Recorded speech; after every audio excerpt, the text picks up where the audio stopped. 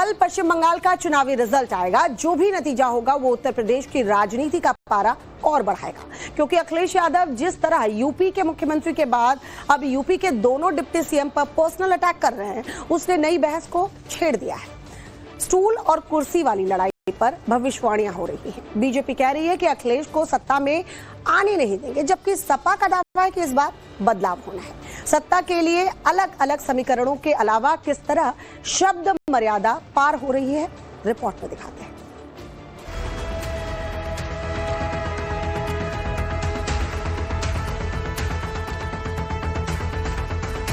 चंद घंटे बाद तय हो जाएगा कि ममता बनर्जी की कुर्सी का क्या होगा, मगर उत्तर प्रदेश में अखिलेश यादव किस साइड बैठेंगे, इसे लेकर भविष्यवाणी शुरू हो गई है। सियासी गलियारे में पश्चिम बंगाल के बाद यूपी की चर्चा हर किसी की जुबान पर है।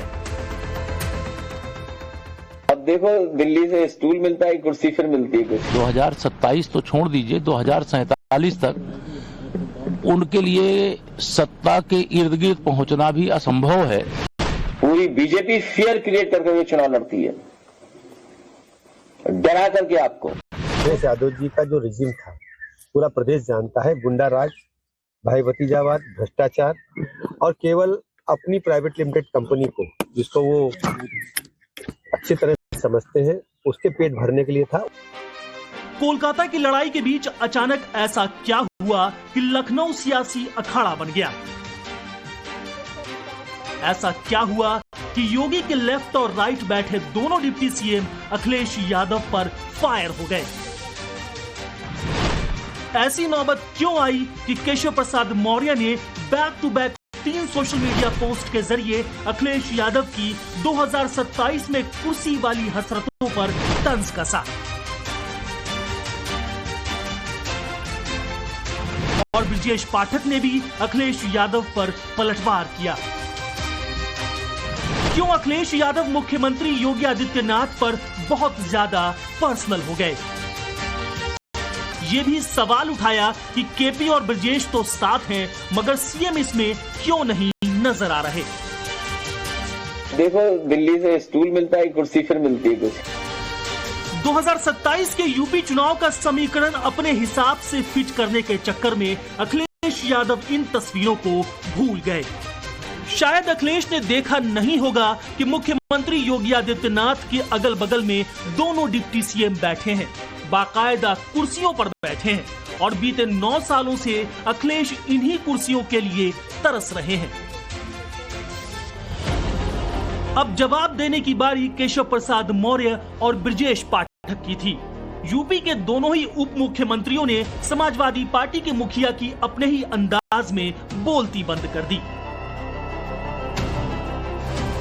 और भविष्यवाणी कर दी कि अखिलेश यादव 2027 तो छोड़िए 2047 तक यूपी की सत्ता में आने का सपना त्याग दें। देखिए, श्री अखिलेश यादव जी को मिर्ची लगी तो मैं क्या करूं, लेकिन ये जोड़ी जो है वो फिट है, हिट है, इसलिए उनको परेशान करती है। लेकिन उनको यह ध्यान में रहना चाहिए, 2027 तो छोड़ दीजिए, 2047 तक उनके लिए सत्ता के इर्द गिर्द पहुंचना भी असंभव है। वह तो जो भी कह रहे हैं, वो उनकी बातों को मैं क्या कहूं कि इतने वरिष्ठ नेता होकर के इतने घटिया बातें किया करते हैं। पीडीए का जो मतलब है, माननीय केशव जी भाई साहब, माननीय योगी जी लगातार कहते हैं कि ये प्राइवेट लिमिटेड अथॉरिटी है, और मैं कहता हूं प्राइवेट डेवलपमेंट अथॉरिटी तो है ही है, और इसके साथ साथ ये परिक्रमा देत अल्पसंख्यक हैं, इनको और कोई मतलब नहीं है। मैं फिर दोहरा रहा हूं, अगर अल्पसंख्यक समाज अपना नेतृत्व चुन ले, अपना नेता बना ले, जैसे मान लीजिए किसी प्रॉपर्टी को, किसी बिजनेस को आप शुरू करते हैं जिसके 20% होता है, जिसका 20% होता है, उसको अधिक लाभ मिलता है, अधिक डायरेक्टर उसके होते हैं, बड़ी कुर्सी मिलती है, और जिसका 6% होता है या 6% होता है उसको कम। यही है ना तरीका काम करने का। 20% वोट वाला दरी बिछा रहा है, 6% वाला ऊंची कुर्सी बैठा है, मैं कहता हूँ तो चूना लगता है। अखिलेश की समाजवादी विचारधारा का भविष्य और नई डेफिनेशन बताते हुए केपी मौर्य ने भी ये संकेत दिया कि उत्तर प्रदेश में सब एकजुट हैं। सबसे मतलब मुख्यमंत्री योगी आदित्यनाथ और दोनों डिप्टी सीएम यानी उस नैरेटिव की हवा निकालने की पूरी कोशिश की जिसमें अखिलेश यादव दावा करते रहे हैं कि उत्तर प्रदेश बीजेपी में मतभेद है। कि जो स्टूल किट मंत्री हैं ये उधार पे बैठे हुए हैं, उन्हें हुक्म मिलता है तो कभी इधर कभी उधर कभी उधर कभी इधर। कम से कम इन्हें कास्ट सेंसस की बात करनी चाहिए। कुर्सी की व्याकुलता में अखिलेश यादव की पुरानी फितरत है पर्सनल कमेंट करना। कभी मुख्यमंत्री योगी आदित्यनाथ तो कभी डिप्टी सीएम अखिलेश इसी में खुश हो जाते हैं। बीते दिनों बीजेपी के राष्ट्रीय अध्यक्ष नितिन नवीन ने 2027 में यूपी के लिए योगी आदित्यनाथ को चेहरा बताया, तब भी अखिलेश आदतन पर्सनल हो गए। सपा मुखिया ये बात इसलिए हजम नहीं कर पाए कि कहीं उन्हें लगातार तीसरी बार हार का मुंह ना देखना पड़ जाए, क्योंकि उत्तर प्रदेश में इस वक्त योगी आदित्यनाथ का जलवा है और उनका पॉपुलैरिटी ग्राफ लगातार बढ़ता जा रहा है। दूसरों की जिह्वा के विचलन का दावा करने वाले अखिलेश यादव की भाषा शैली सुनिए। बीजेपी के लोग कह रहे थे कि हम लोगों ने कोई कारखाना नहीं लगाया। हम आपको बता दें, उत्तर प्रदेश का पेप्सी का, कोल्ड ड्रिंक का या पेप्सिको के जितने भी प्रोडक्ट बनते हैं, कई ड्रिंक्स हैं, एरेटेड ड्रिंक्स हैं, फ्रूट ड्रिंक्स हैं और कई प्रोडक्ट हैं। सबसे बड़ा कारखाना अगर कहीं लगा है तो वो हरदोई में समाजवादी सरकार की पॉलिसी के माध्यम से लगा है। मुश्किल बस इतनी सी है कि उस कारखाने में छोटा फेंटा नहीं बनता, लेकिन छोटा मिरंडा बनता है वहां पर। 27 के लिए अखिलेश यादव धीर अधीर हो रहे हैं। भाषा की संयमता भी अतिरंजिता को पार कर गई है। बात स्टूल, मठाधीश और मुख्यमंत्री के भगवा कपड़ों से आगे पहुंच गई है। सवाल है कि क्या इससे सपा मुखिया को कुर्सी मिल जाएगी? क्या सिर्फ पीडीए के आसरे अखिलेश 2027 में लखनऊ की लड़ाई जीत लेंगे? वो भी तब जब उनका ट्रैक रिकॉर्ड आज भी यूपी के सियासी गलियारे में गूंजता है। बेईमानी और भ्रष्टाचार ने इस राज्य को बीमारू बना दिया था, अराजक प्रदेश बना दिया था, गुंडागिर्दी से त्रस्त प्रदेश बना दिया था,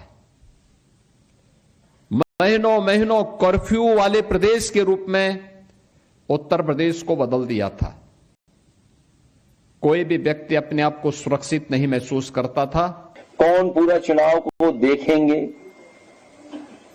तो ये तो यूपी में हम लोगों ने देखा था। शायद बीजेपी ने इलेक्शन कमीशन से मिलकर के यूपी में एक ट्रायल किया था, क्या कहते हैं, फ्री रन करते हैं, प्रीव्यू या क्या बोलते हैं, पहले करने से लिख रहे हैं, हाँ मॉक ड्रिल एक अच्छा शब्द हो सकता है, रिहर्सल कह सकते हैं। तो सोचिए आप, यूपी में किया था और सेम टू सेम उन्होंने बंगाल में उतार दिया। पश्चिम बंगाल को लेकर बीजेपी जितना आश्वस्त है उतना ही यूपी को लेकर निश्चिंत हो गए हैं योगी आदित्यनाथ। खासकर जब से दिल्ली आलाकमान ने ग्रीन सिग्नल दिया है कि योगी ही यूपी में बीजेपी का चेहरा होंगे, योगी पूरी तरह से 2027 के लिए फोकस्ड हो गए हैं। वो एक तरफ माफिया मुक्त यूपी के जरिए सुरक्षा की गारंटी दे रहे हैं, विकास के जरिए यूपी की 25 करोड़ आबादी के हित को साध रहे हैं, रोजगार के जरिए नौजवानों को अपने पाले में ला रहे हैं। तो दूसरी तरफ सपा सरकार की रियलिटी सामने रख रहे हैं। अखिलेश के कार्यकाल में खराब सड़कें, खस्ताहाल सुविधाएं, बेलगाम अपराध और बेरोजगार नौजवानों के आंकड़े बताने के अलावा सार्वजनिक मंचों से कई कहानियां भी सुना रहे हैं। इस दौरान योगी की शब्दावली में तंज है, मगर अखिलेश वाली टोन नहीं है। मुझे याद है मैं गोरखपुर में सांसद था। मैं एक बार कहीं निकल जा रहा था, 4-5 बजे का समय था। आगे हाईवे जाम था। मैंने पूछा क्यों जाम है, तो मुझे पुलिस के अधिकारी आए, उन्होंने कहा साहब एक नौजवान ने सुसाइड कर दिया है। मैं उस परिवार से मिला जिस परिवार के नौजवान ने आत्महत्या की थी। मैंने उस परिवार के उस नौजवान जिसने आत्महत्या की थी उसके माता पिता से मैं मिला। वो अकेला लड़का था। मैंने कहा ये घटना कैसे घटित हो गई? उन्होंने कहा देखिए उत्तर प्रदेश पुलिस भर्ती में मेरिट में इसका नाम आया था, लेकिन इसको नियुक्ति पत्र नहीं दिया गया और उसी से डिप्रेशन में आया। उसके बाद इसने सुसाइड कर दिया। योगी आदित्यनाथ की इमेज उनका प्लस पॉइंट है। इंडी के मुकाबले एनडीए की मजबूती उनके आत्मविश्वास को बढ़ा रही है, जबकि अखिलेश यादव निजी टीका टिप्पणियों से बाहर नहीं निकल पा रहे हैं। क्या अखिलेश चुनावी तारीख करीब होने पर भी इसी तरह की स्ट्रैटेजी अपनाएंगे? पूर्वांचल में 2022 जैसा मार्जिन हासिल करने के लिए इंडी गठबंधन ने ऐसी पार्टियों को उतारने का प्लान बनाया है जो वोट कटवा बन सके। इन्हीं में से एक नाम है मुकेश सहनी का। विकासशील इंसान पार्टी यानी वीआईपी के अध्यक्ष मुकेश सहनी बिहार से इतर यूपी में भी अपनी किस्मत आजमाना चाहते हैं। उनका फोकस निषाद वोटों पर है, जो कि यूपी में 6% के आसपास है। पूर्वांचल में निषाद मतदाता कई सीटों पर निर्णायक स्थिति में है, जिनमें संत कबीर नगर, महाराजगंज और कुशीनगर प्रमुख हैं। मुकेश सहनी ने ऐलान किया है कि वो 25 जुलाई से 101 दिनों की यूपी यात्रा पर निकलेंगे। हालांकि उससे पहले उन्होंने योगी सरकार में मंत्री संजय निषाद को चेतावनी दी है। 6 महीने का उनको हमने समय दिया है कि आप 6 महीना में या आप बीजेपी से आरक्षण ले लीजिए, तो हमारा पूरा समर्थन आपको हम देंगे। यदि अगर आरक्षण आपको भाजपा नहीं दे रही है, डबल इंजन की सरकार नहीं कर रही है, आपके बच्चे को न्याय नहीं दे पा रहे हैं, तो आप हमारे साथ आइए, हम अखिलेश जी से बात करेंगे और इंडिया ब्लॉक में हम आपको स्वागत करते हैं और यहाँ पर रहकर राजनीति कीजिए।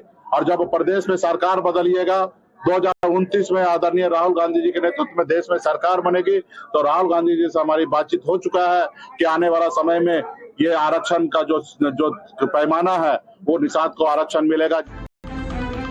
बिहार में मुकेश सहनी की पार्टी ने 4 सीटें जीती थी, मगर उनके विधायक बीजेपी में शामिल हो गए, जिससे वीआईपी के अस्तित्व पर सवाल उठने लगे। जिस पार्टी का बिहार में अब 0 फिगर है, क्या वो उत्तर प्रदेश में मौजूदगी दिखा पाएगी? वो भी उन संजय निषाद के सामने जिनके 6 उम्मीदवार नरेंद्र मोदी और योगी आदित्यनाथ की वजह से चुनाव जीत गए। हो सकता है अखिलेश यादव कुछ और एक्सपेरिमेंट करें, मगर जिस तरह उन्होंने उत्तर प्रदेश की राजनीति में पर्सनल कमेंट की बाढ़ ला दी है, वो ये सवाल उठाता है कि अगर अखिलेश 27 भी हार गए तो क्या करेंगे? जीत न मिलने पर सपा मुखिया वाली कुर्सी पर बैठकर संतोष करेंगे या फिर इसी तरह निजी टिप्पणियों की प्रयोग धर्मिता पर डटे रहेंगे?